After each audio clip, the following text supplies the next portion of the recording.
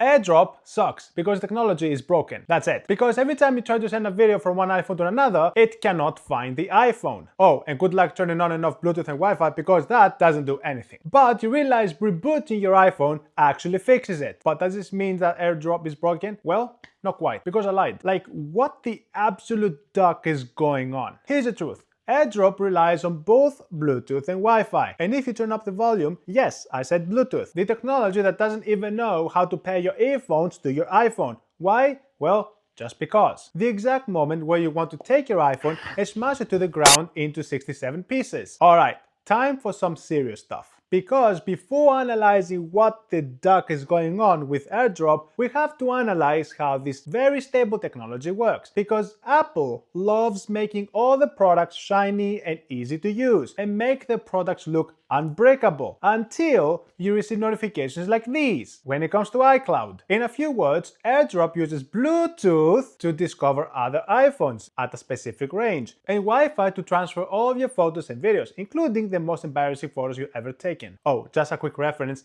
I'll be referring to all Apple products as iPhones for the rest of this video just to minimize the number of words I use. I apologize to the iPhone haters. Think of it like this. Bluetooth is responsible for performing the handshake functionality. So your iPhone says, "Hey guys, I'm here." And the other iPhones in the area will say, "Hello, welcome to the jungle." However, does this mean that by going to your class or going to a massive movie theater, enable AirDrop and discover 300 other iPhones? Absolutely not. Because everything that has to do with security and privacy, Apple is gonna step right in and say, "Hey guys, I will save you." So they implemented the functionality that allows AirDrop to only be discovered by everyone for only 10 minutes. And most people in your room will have AirDrop disabled anyways, just to save battery.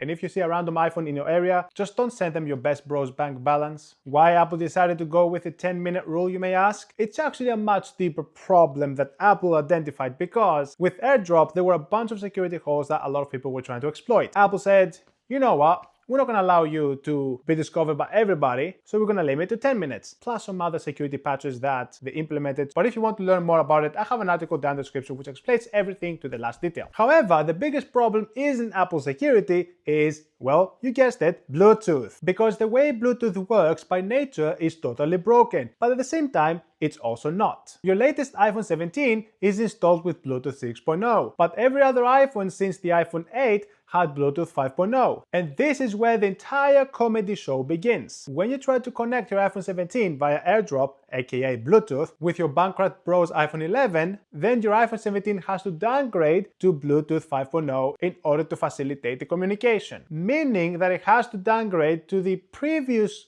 way of communicating or encrypting the communication and having to do with all the glitches that Bluetooth 5.0 had, which were fixed on Bluetooth 6. So basically, the effects of Bluetooth 6.0 are worthless. Another reason why AirDrop is unstable is because it uses the Bluetooth Low Energy module that only operates under 2.4 GHz in frequency. And because many other devices are using 2.4 GHz in frequency when it comes to communication signals, it's much easier for these signals to interfere and preventing your bankrupt bro's iPhone to show up in your discovery area. And because signal packets are so small, claiming to preserve the battery, when sent from your iPhone to your bankrupt bro's iPhone and back, it's very easy for them to go missing, especially in a very crowded area, and the best way to fix it is to reset the connection of Bluetooth from your own phone. But it's possible that you may not be the problem, so your bro also has to reset his Bluetooth connectivity and basically try again. However, toggling Bluetooth on and off from the control center is not